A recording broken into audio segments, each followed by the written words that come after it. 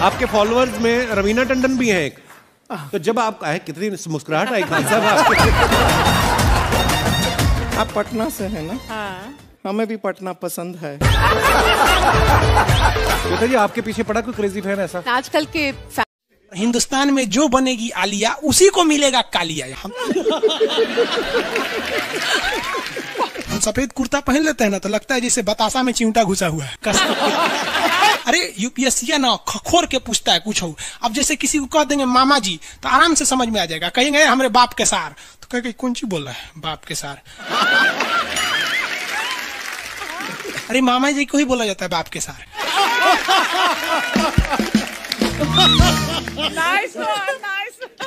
तो वही ऐसे पूछता है। भूगोल वालों ने ये दोनों का नाम अलगे रख दिया। हम तो आपको धाए दे बता दिए थे। आप में से कितने अच्छे से आप बता दिए कि एक में कि दो में। लेकिन यही क्वेश्चन यूपीएससी पूछा था और आधा लड़का गलती ठोक के आया था। क्या पूछा था पता है? कि ज्यादा ठंडा टुंडरा में पड़ता है कि टैगा में। अब लड़का पगला गया है। टुंडरा टैगा कौन सी होलो रे भाई? टुंडरा टैगा लो, टुंडरा टैगा यहाँ पर। Very good. अरे इसमें इमोजी कौन लिख के भेज रहा है? ये सबको हमने बतियाने का आदत लगा है। इमोजी लिख के भेज देता कहीं आगे लोग कहेंगे इमोजी कौन सी पढ़ेंगे हम? इमोजी लड़कियां बना बना भेज रही है सब। टुंडरा बोल रहे हैं तो अपन फोटो भेज रही है और दिखाइए। ये इमोजी लिख के मत भेजिए आप लोग। अरे जो लिखना है लिखिए ना, इमोजी भेजता है सब। हिंदी मीडियम वाला तो कई को पता नहीं इमोजी मतलब कौन सी वाला। और जन सियार ऐसा पीला पीला मुखटवा बना रहा तो इमोजी बोला जाता है। ये रेखा बोलिए फटाफट, कौन सी रेखा है बीचों बीच से जा रही है? ये रेखा है विषुवत रेखा। कौन सी रेखा? विषुवत रेखा। हमारा प्यारा भारत ये रहा हमारा सारे जहां से अच्छा। ये हमारा हिंदुस्तान उत्तरी गोलार्ध में है, northern hemisphere of the earth. ये हमारा कौन सी रेखा? विषुवत रेखा। अरे ये क्या हो गया यार? टेक्निकल आदमी नहीं है हम, या नौटंकी कर रहा है। रेखा पे जितने देश है ना वहां के लोग एकदम मंगरैला की तरह काला होते हैं सब। आगे इतना भयानक काला होता है सब कि उनको देखकर हिंदुस्तान का अगुआ भाग जाएगा। दुल्हन की तो बातें छोड़िए, लेकिन जितना सुंदर लड़की होती है सब ना, बहुत सुंदर लड़की, वो देखिएगा जब टेढ़ा लड़का पसंद करती है सब। सुंदर लड़की को बुद्धि पता नहीं कहाँ होता है।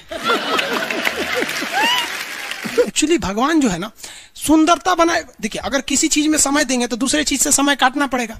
तो भगवान जिसको सुंदर बनाया ना, खूब सुंदर, तो उसको कुछ ना कुछ कहीं ना कहीं से समय काट लिया। तो जो बुद्धि बना रहा था तो बुद्धि काट लिया। तो जितना देखिए जितना सुंदर लड़की की रहेंगी सर, अजबे सबसे फसल रहती है सर, एकदम खौराइल रहेगा, खूब सुंदर लड़की लेके घूमेगा। आप देखिए ना, एक देख लीजिए ऐश्वर्या राय को, कोना से बिया की हूँ, अभिषेक बच्चन। बताइए हम लोग उस टाइम खा लिए थे लोग। और दिखाइए। हाँ ये अजब हाल है भाई। तो वही हो गया। तो यहाँ पे जितना मिलेगा सब ना, सब का सब मिलेगा सब काला काला। और हिंदुस्तान में जो बनेगी आलिया उसी को मिलेगा कालिया। यहाँ कश्मीर में खूब ठंडा, कश्मीर की कली, वाह वाह, समझ गया। वहां कोई फेयर एंड लवली की जरूरत नहीं है। कश्मीर के लड़का लड़की सब गोरे होते हैं लोग। और नीचे दक्षिण भारत में देखेंगे तो सब झौंसल मिलता है सब। कुछ कुछ हीरोइन गोरी हो जाती हैं सर। अब बाल्टी में सोचो फेयर एंड लवली घोर के में नहा लेगी तो गोर ना हो जाएगी सर। सब भूगोल का नियम काम नहीं करता है यहाँ पर। समझ में कि नहीं आ रहा? तो साउथ के लोग काले क्यों होते हैं? अब भैया साउथ वाले लोग बुरा नहीं मानिएगा, और काला होना बुरा क्या? हम खुद काला है, हम क्या दूसरे को बोलेंगे? हम सफेद कुर्ता पहन लेते हैं ना तो लगता है जैसे बतासा में चिमटा घुसा हुआ है। आपको फिर बताए ना, जितना काला रहता है उसको कैसा मिलती है सब। हाँ चलो ध्यान से देखो इधर। यहाँ समझिए, आप समझ में आया? कश्मीर के लोग गोरे काय होते? अच्छा, कश्मीर से तो ज्यादा गोर चाइना वाला होगा सर, ओसे गोर तो रूस वाला होगा सर। ऐसे रूस वाला को देखेंगे ना, व्लादिमीर पुतिन को देखिएगा तो लगेगा जैसे छीलल मुर्गी है। अंग्रेज सबको ऐसे कर देता है सो तो खून दिखने लगता है यहाँ पे लाल लाल। समझा कि नहीं? क्या भूगोल कितना इजी है ना? इजी नहीं है, बकलोल कहेंगे इजी नहीं लग रहा है इसको। सुतल है। आगे बढ़े तो जितने लोग विषुवत रेखा के करीब वाले हैं वो होंगे काले, बीवी में रहेगी गोरी। और जो ये कोई भूगोल का नियम नहीं है रे भाई। और दिखाइए। बस खत्म। टफेस्ट एग्जाम है इंडिया का यूपीएससी, उसकी 2.5 लाख की फीस को हम 7,500 में कर दिए। बहुत बढ़िया, बहुत बढ़िया, वेरी गुड। ऐसे हम लोग को लगता होगा 7,500 बहुत कम है। एक लड़की ने कहा कि सर शाम वाले बैच को ना मॉर्निंग में कर दीजिए। हम कहे बाबू तो इतना सबके इंडिविजुअल से तो बैच ट्रांसफर नहीं, क्या प्रॉब्लम है? उसने कहा ना शाम में हमको दूसरे के यहाँ बर्तन मांजने जाना होता है। एक लड़का बेचारा नदी से बालू निकालता था और वो बालू को भरता था, फिर नाव बालू को किनारे लेके बेचती थी और वो बालू भरता था, उससे मेरी फीस ले आया। हमारा हाथ कांप गया, हम कैसे फीस ले लेंगे यहाँ पर। उसी दिन हमने ये प्रण लिया था कि भारत का कोई भी बच्चा उसके सफलता में पैसा उसकी बाधा नहीं बनेगी, चाहे उसको जितना भी पढ़ना रहे।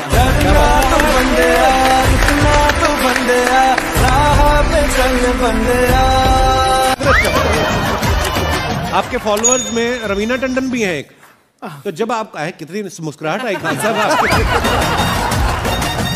आप पटना से हैं ना? हाँ। हमें भी पटना पसंद है। बताइए आपके पीछे पड़ा कोई क्रेजी फैन ऐसा? आजकल के फैंस ये खान सर।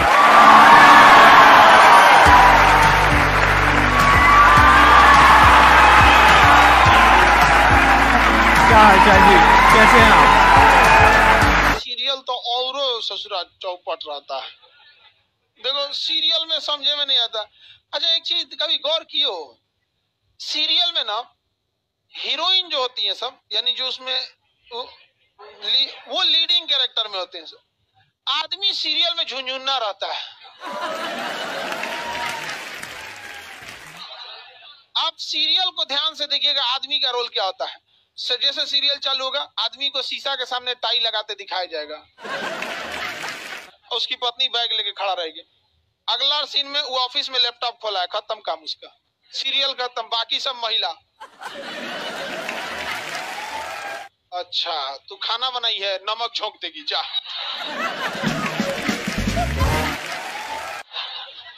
आदमी का काम खत्म, बस लैपटॉप खोलो, टाई लगाओ, खत्म कहानी। बाद में आएगा घरे तो देखेगा मम्मी अलगे मुंह फुलाई है, पत्नी अलगे रो रही है,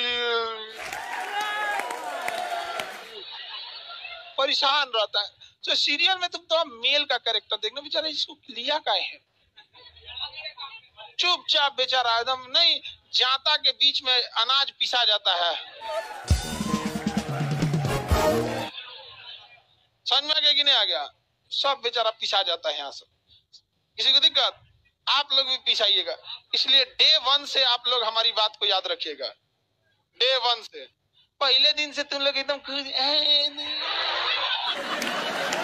समझ में आता है। तुम्हारा उम्र कितना है रे अभी? तो तुम बोल दिया, पूरा क्लास का माहौल खराब करके रख दिया। टैडी दे, टैडी दे, तो पीछे घूम, पीछे पीछे उधर।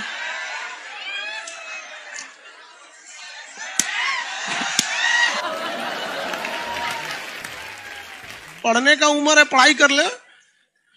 प्यार मोहब्बत के लिए सलमान खान का उम्र भी बहुत है। और जिसको तुम दिन रात पीछे पड़ता है ना, सलमान खान बुढ़ौती में उसको 2 मिनट में फंसा लेगा।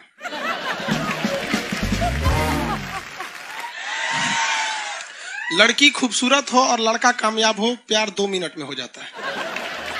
आगे तुम हम लोग को तो ये याद रखियो भैया, हम बजरंग बली के बहुत बड़का वाला, हमरा से हमने ये सब प्यार मोहब्बत वाला बात, हमारा दिमाग जल जाता है। ये भारत की संस्कृति है बाबू। ये अंग्रेजों के यहाँ वैलेंटाइन डे होता है, जहां हर साल उनके प्यार मोहब्बत बदल जाया करते हैं, अगले साल दूसरे को वो लोग करते हैं। भारत की संस्कृति है, यहाँ एक बार जिनसे प्यार होता है 7 जन्मों का रिश्ता निभाने के लिए 7 फेरे लेते हैं वो लोग। हम अंग्रेजों के लिए नहीं है किसी ओके वहां फादर डे मनाओ कि ओकरा याद ना आता है हमारा फादर कौन है। तुम मम्मी से पूछो, मम्मी 2013 में तुम किसके साथ शादी की थी? ओहो, जॉन डिसूजा, उसके बाद विक्टर। हम बोले ना लड़का के लिए क्या होना जरूरी है, क्या मैं आप लड़की के लिए? अच्छा, लोग बोलते हैं ना प्यार मोहब्बत दिल से होता है, घंटा दिल से होता है।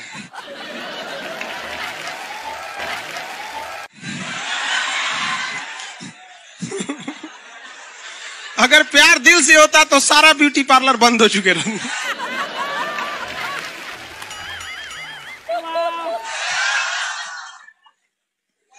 यार यार शादीशुदा लड़की नैहर से ससुराल जाती है तो मेकअप करके जाती है, उसको ही पता है वैल्यू।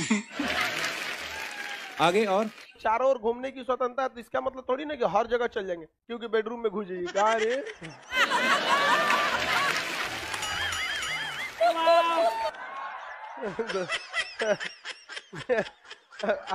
आज जाके कह दीजिए खान सर बोले थे चारों ओर घूमने की स्वतंत्रता के कचर के मारेगा आपको। अगला स्टेशन कैंट एरिया है, वसंत विहार। जिनके पास इस स्टेशन पर उतरने का कार्ड ना हो न उतरे, और आपके पास कार्ड नहीं है उतर गए, चल ना घूम के आते हैं दूसरे का मेट्रो से, तो वहाँ बैठल रहेगा आर्मी वाला धो देगा। अगले मेट्रो में आप जाएंगे नहीं, पहुंचाए जाएंगे। घर में भी देखिएगा ना, महिला हड़ताल करेगी तो बोलबे नहीं करेगी दीदी।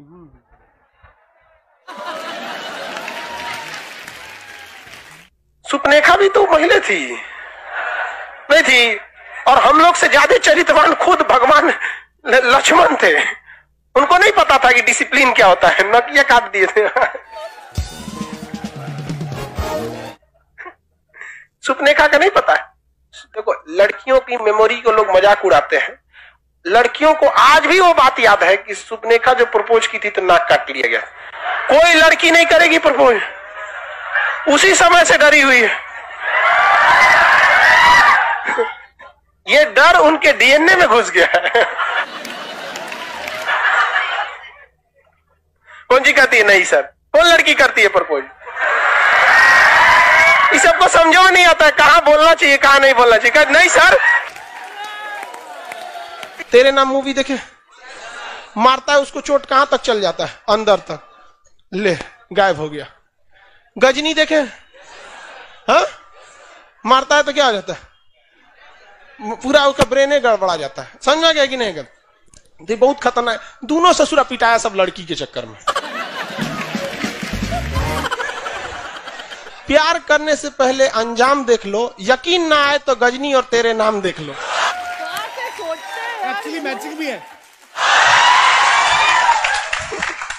क्या जरूरत है भैया पिटाने की, इतना मेहनत से भगवान ने ब्रेन दिया। आप लोग जीवन भर मेहनत कर करके इसमें डाउनलोड करते रहते हैं, कभी फिजिक्स, बायोलॉजी, केमिस्ट्री, कोनो लड़की के चक्कर में फरवा के चलेंगे। क्या हो गया फिर? लाइव वाले सब समझ रहा है, हाँ ये लाइव वाला भी बहुत होशियार है, ये उधर हंसता है सब। ये कैसे हंसता है सब पता है? इमोजी बना देता है।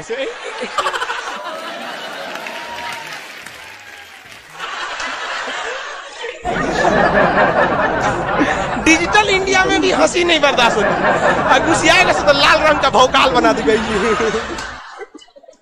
कब कब बैच लेट हो जाता है ना, घुसिया के ऐसे बोलता है सब।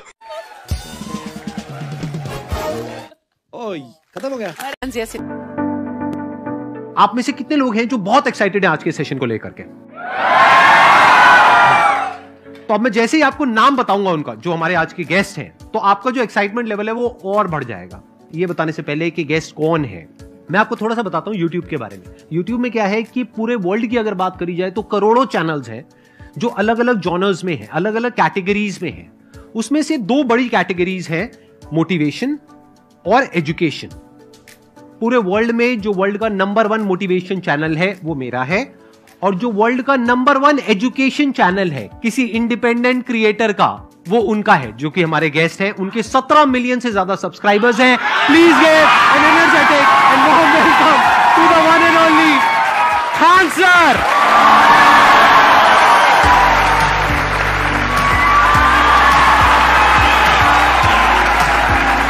क्या हाल चाल जी, कैसे हैं आप?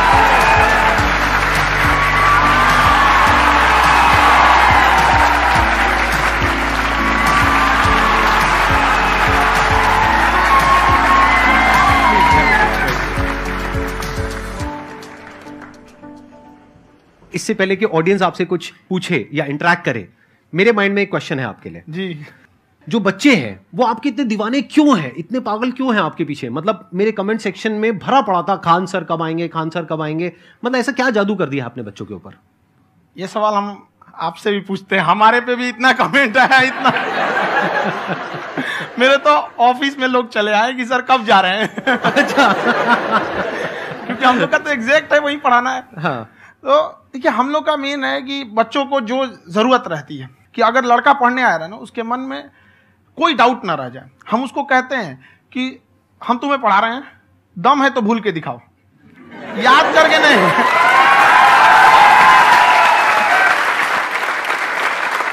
प्लस आप जिस प्राइस पॉइंट पे पढ़ा रहे हैं, आई थिंक वो सबसे कम है, वो बहुत ही कम है। सर ये जो फीस का कल्चर है, ये हमारा इंडियन कल्चर नहीं है। हमारा इंडियन कल्चर गुरु दक्षिणा है, उस हिसाब से वो सही है। ऑक्सीजन जैसे जिंदगी के लिए जरूरी है, वैसे एजुकेशन जरूरी है। कोई ये नहीं कह सकता है कि पैसे की वजह से वो खान सर के यहां से लौट गया। क्या बात है।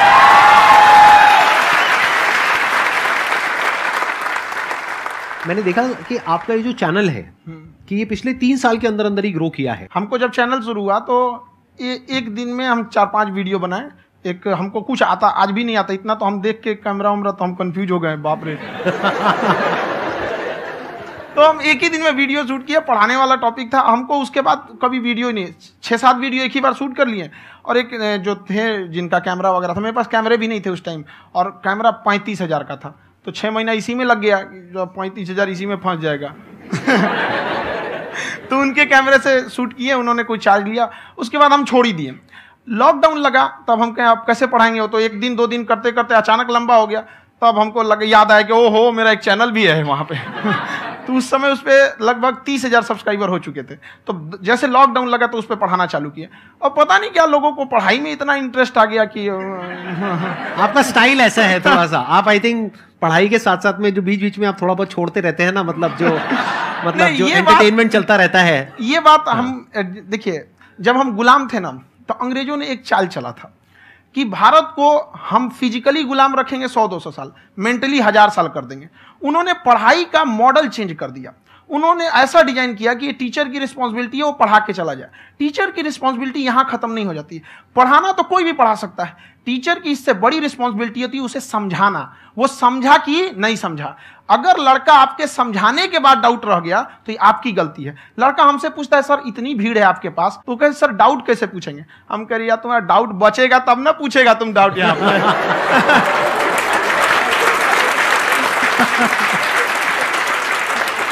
कॉन्फिडेंस नेक्स्ट लेवल है खान सर का, मानना पड़ेगा। और शायद यही वजह है इनकी जो ग्रोथ है उसका।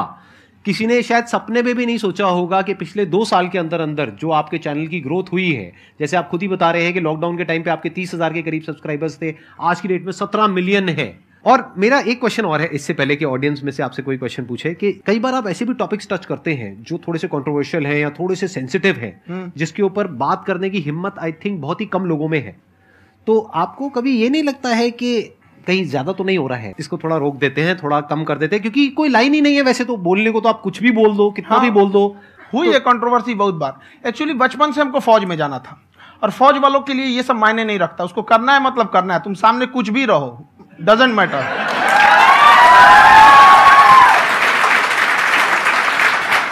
और मैंने YouTube पे देखा कुछ वीडियोस में कि आपका जो इंस्टीट्यूट है वहां पर आज से कुछ साल पहले कुछ बम गिरे थे। हाँ, कुछ गिरे थे, कुछ तो बहुत सॉलिड जगह गिरा था, फटा नहीं वो। मतलब आपके आसपास? हाँ, बम को भी पता है कि टीचर की इज्जत किया जाता है। क्या बात है, क्या बात है। मैं समझ पा रहा हूं कि ये आपके अंदर जो एटीट्यूड है ये कहां से आ रहा है, क्योंकि आप बचपन से ही फौज में जाना चाहते थे। तो आप जंग के मैदान में ही खड़े हैं एक तरीके से, बस फर्क यह है कि आपके हाथ में कलम है, हथियार ना हो करके। हथियार से एक आदमी की जान जा सकती है, हाँ। कलम से बहुत ताकत होता है। शिक्षा एक ऐसा हथियार है ना, हर कुरीतियों से लड़ सकता है, हर तरह की समस्याओं से, और ये एक ऐसा हथियार है, मेटल डिटेक्टर में भी नहीं पकड़ाता है।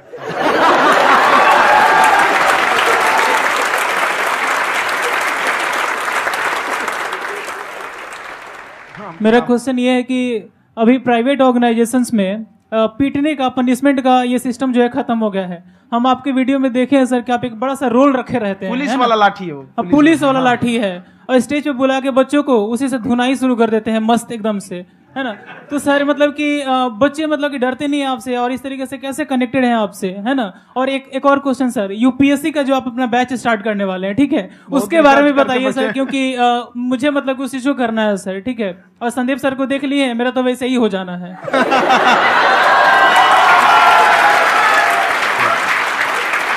क्या हो जाना है? मेरा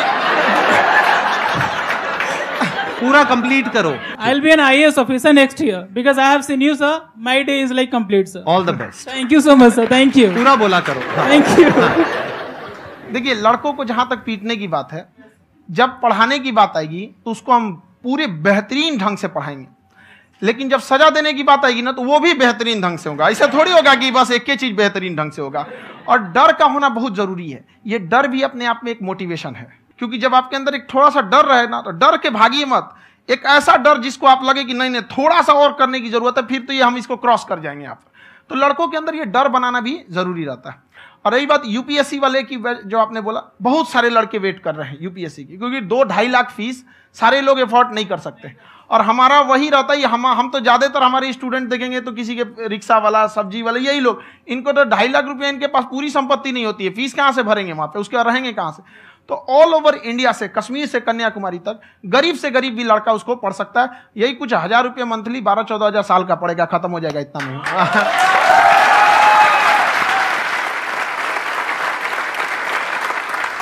ये जो डंडे वाली बात इन्होंने कही, ये सच है? मतलब आप सच में एक डंडा रखते हो? पुलिस का ही है वो।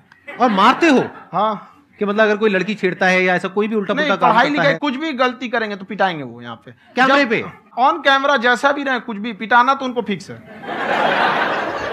एक तो कोई मतलब विधायक जी थे, उनके लड़का को पीट दिए, तो चला दल बल लेके अपना वहां पे। उसने घर पे नहीं बताया था कि सर ने पीटा है, बस बोल दिया कोचिंग में पीटा है। बाद में पता चला हम पीटे हैं, तो उसके पिताजी मेरे सामने और पीटे।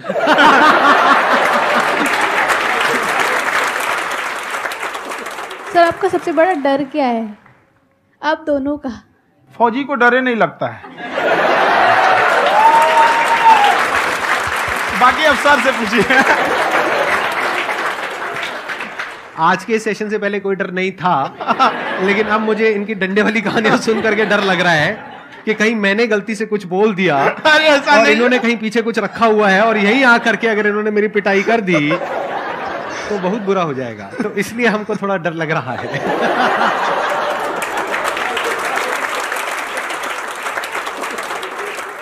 आपकी डेली कितने घंटे क्लासेस होती हैं? 6-7 घंटे। अभी भी खुद ही करते हो आप? हाँ, हमारे स्टाफ परेशान रहते हैं। हम 1:30-2 बजे सोते हैं, सुबह 6 बजे उठ जाते हैं, परेशान रहते हैं। अरे इतना क्यों करते हो, है ना? कभी तो उनको भी साथ साथ लगना पड़ता है ना? उनको साथ लगना पड़ता है। हम जग गए तो कोई सोया थोड़ी रहेगा, परेशान रहता, दिन में सोते ही नहीं है बेचारा, कहीं कहीं जाके सोते रहता है। तो हम सीट बांध दिए कि भाई तुम इस समय सो जाना, तुम इधर सो जाना। आपकी शादी हो गई है? नहीं हुई अभी? मेरी खुशहाली देख के आप आइडिया लगा सकते हैं।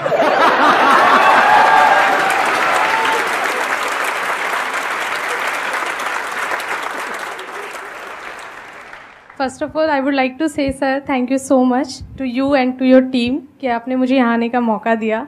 एंड सर अब तक मैंने आपको सिर्फ फ़ोन या लैपटॉप में ही देखा है दोनों को, आज फर्स्ट टाइम लाइव देख रही हूँ तो बहुत अच्छा लग रहा है। तो मेरा क्वेश्चन ये है सर आपसे, जब हम लाइफ में कोई डिसीज़न लेते हैं कि हमें ये पर्टिकुलर चीज़ करनी है, और क्योंकि हम डिसीज़न लेते हैं तो हमारी आदत है कि पहले हम 4 लोगों से पूछते हैं कि तू बता तेरी क्या राय है, तू बता तेरी क्या राय है। तो उनमें से अगर कोई हमें कह देता है कि ये बेकार डिसीज़न है मत कर, तो हमारा माइंड कहीं ना कहीं डाइवर्ट होने लगता है और उसकी वजह से हम अपना डिसीज़न चेंज कर देते हैं।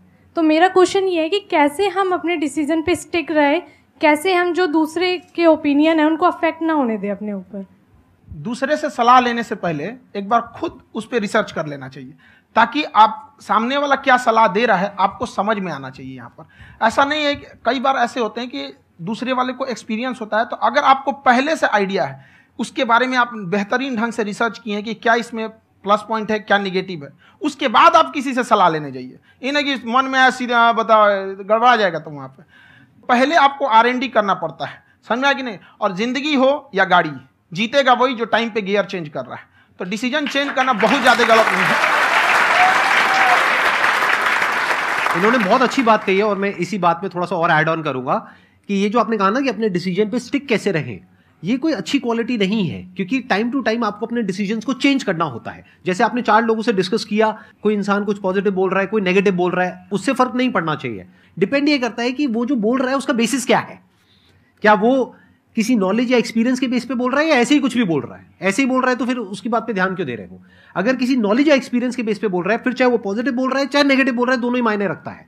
उसके बाद में रिसर्च करनी है और फिर रिसर्च करने के बाद में फाइनल डिसीजन अपना खुद का होना चाहिए। अब वो डिसीजन उससे अलग भी हो सकता है जो आपने पहले लिया था, और वो सेम भी हो सकता है।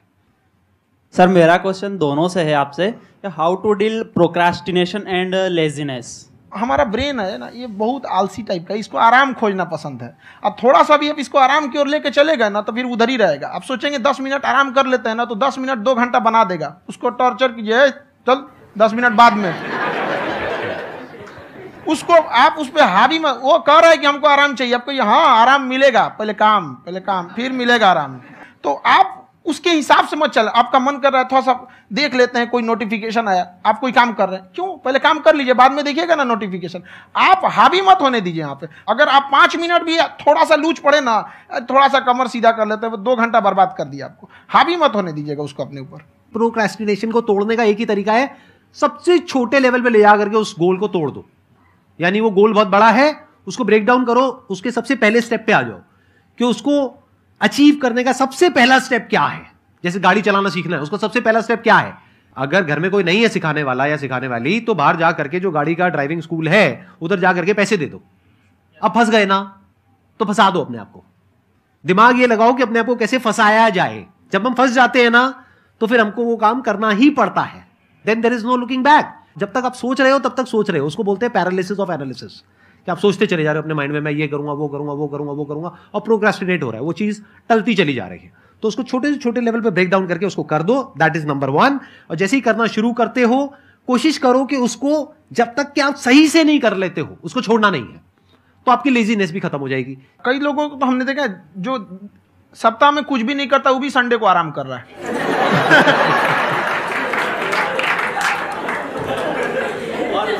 वैसे कहा भी जाता है कि अगर कोई काम आपको करवाना है ना, तो ऐसे किसी इंसान को दो जो बिजी है। हाँ। ऐसे आदमी को मत दो जो खाली है। ये परफेक्ट एग्जाम। किसी को भी आप देखिएगा जिसको आप कहते हैं कि मतलब थोड़ा ठीक ठाक आप समझते हैं कि नहीं ये बहुत आगे निकल, वो एक काम को खत्म करने के बाद कभी आराम नहीं करेगा। एक काम खत्म हुआ उसको लगेगा हाँ एक खत्म हो गया, अब दूसरा करना चाहिए। और वही जिसको देखिएगा एक खत्म हो गया और आराम करना चाहिए, कभी नहीं, लाइफ में आखिरी सांस तक। सर यहाँ पे सब हिंदी में पूछते हैं, इंग्लिश में पूछते हैं, मैं भोजपुरी में पूछूं? जौन भाषा ठीक लगे तोने में पूछ दो। हाँ सर।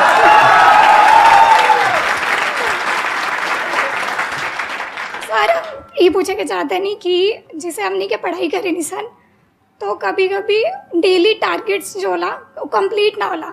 अगर टारगेट्स कंप्लीट भी होला तो फिर ऐसा इरिटेशन या फिर वो एंजाइटी या फिर कि और करना है या फिर अभी नहीं हुआ, वो चीज़ हमेशा रहेला। तो वो कम कैसे करल जाए? देखिए टारगेट्स को ना हम लोग को एक अपने हिसाब से पहले फिट करना चाहिए। ऐसा नहीं कि दूसरे किसी इंसान को देख के हम टारगेट फिट कर ले। कोई लड़का 8 घंटा पढ़ रहा है, कोई पहली बार अभी पढ़ना ही चालू किया, उसको देख के 8 घंटा पढ़ेगा तो पढ़ाई छोड़ देगा।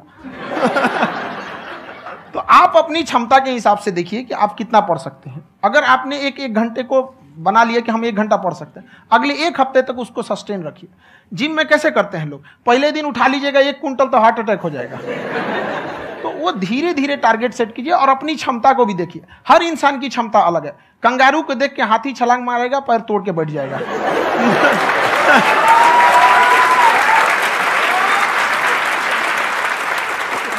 अब संदीप सर का मोटिवेशन देख के इसका मतलब क्या कि ट्रेन के आगे खड़ा हो जाएंगे, ढकेल देंगे तुमको।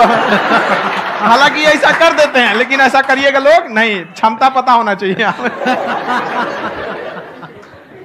आपके अंदर एंजाइटी हो रही है कि मैंने कर तो लिया है, आप ये नहीं कह रहे कि मैंने कुछ भी नहीं किया है फिर मेरे को एंजाइटी हो रही है, आप ये कह रहे हो मैंने काफी कुछ कर लिया है फिर भी एंजाइटी हो रही है कि कहीं कुछ छूट तो नहीं गया है। तो बेसिकली आपको ये देखना है कि अगर आपके अंदर ये एंजाइटी हो रही है, that means you are a very good student, आप एक अच्छे स्टूडेंट हो। क्यों? क्योंकि बहुत सारे स्टूडेंट्स तो ऐसे हैं उनको पढ़ने के नाम से एंजाइटी होती है। तो आपको एंजाइटी हो रही है कि मैंने पढ़ लिया, दिन में मानो 8 घंटे का आपने टारगेट सेट किया और 6 घंटे पढ़ लिया, या मान लो 8 घंटे भी पढ़ लिया, फिर भी एंजाइटी हो रही है कि मैंने 10 घंटे नहीं पढ़ा। तो ये तो अच्छी क्वालिटी है ना, ये तो एक ब्रिलियंट स्टूडेंट की क्वालिटी है, क्योंकि एंजाइटी उसी को होती है जो केयर करता है, जिसको परवाह है, उसी की तो एंजाइटी होती है। जैसे माँ को अपने बच्चे की, जैसे एक माँ को अपने बच्चे को लेकर के एंजाइटी होती है। हंस लो मजाक उड़ा लो मेरा। कोई बात नहीं, एडिट कर देंगे इसको हम। हाँ।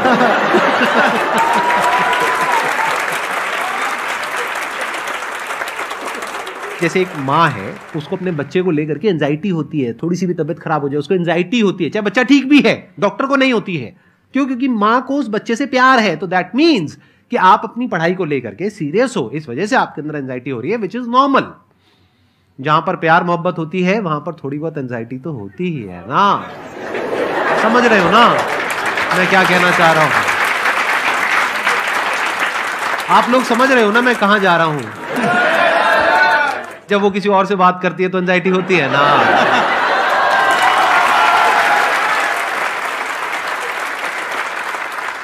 सर आपकी स्टोरी हमने सुनी थी, तो एक टाइम आया था जब आप गंगा किनारे जाके बैठ गए थे, उस समय आपको कुछ समझ नहीं आ रहा था। तो उस समय मतलब आपने ये डिसीजन कैसे लिया कि अब आगे नहीं, यहाँ से वापस जाना है? रास्ता ही नहीं था।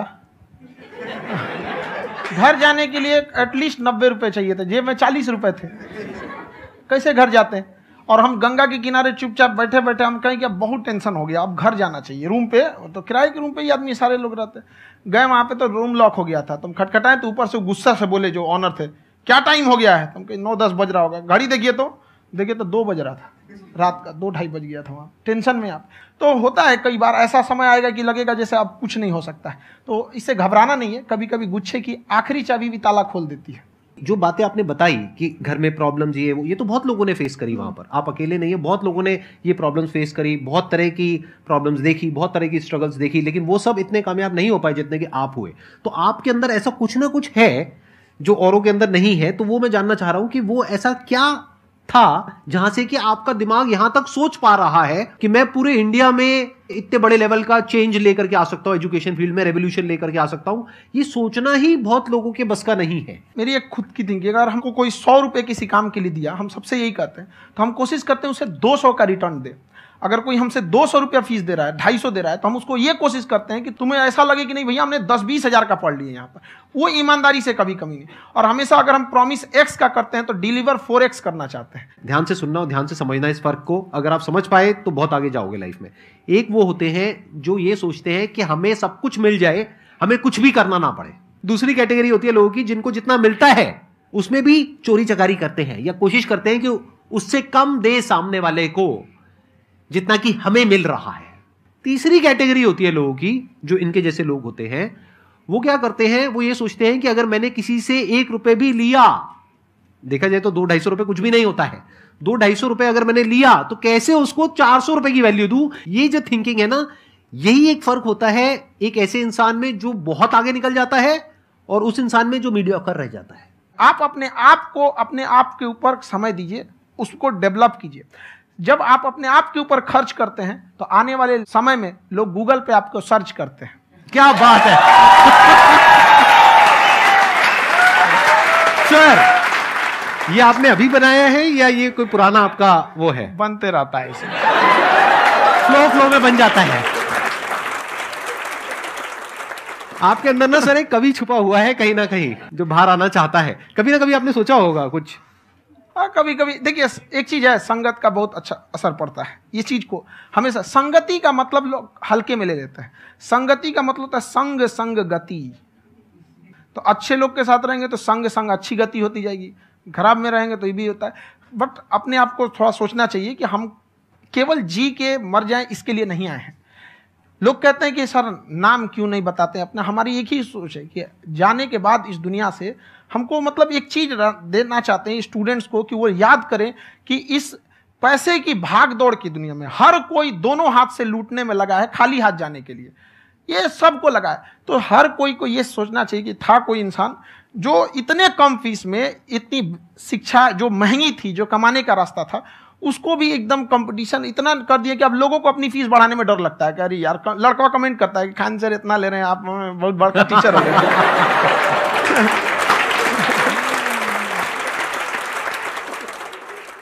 खान सर की एक क्लिप है, ये समय और समझदारी में बहुत फर्क होता है। अगर समय रहते समझदारी आ गई तो इंसान कामयाब हो गया, लेकिन अगर समय चला गया फिर समझदारी आई फिर तो बेकार है। तो सर मतलब कुछ आपको ऐसी चीज़ लाना चाहिए जो मतलब बच्चों जो तैयार हो रहे हैं उनको ये चीज़ें मतलब एंड टाइम पे दिखे। समझ रहे आप मेरी बात? नहीं समझ?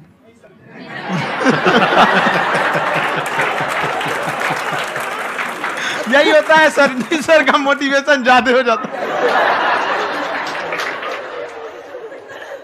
जब आप स्ट्रगलिंग फेज में हैं तो कम से कम चीजों को अपने ऊपर खर्च कीजिए, ज्यादा से ज्यादा सीखने में खर्च कीजिए। अगर आपको राजा बनने का शौक है तो गुलाम की तरह मेहनत करना सीखिए, तब राजा बनना।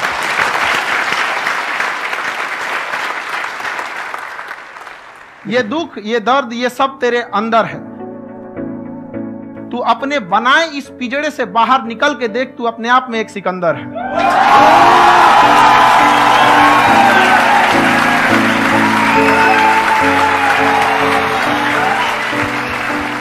Thank you so much sir for coming. बहुत मजा आया मेरे को आपके साथ में इंटरेक्ट करके। आई एम श्योर आप लोगों को भी बहुत मजा आया होगा।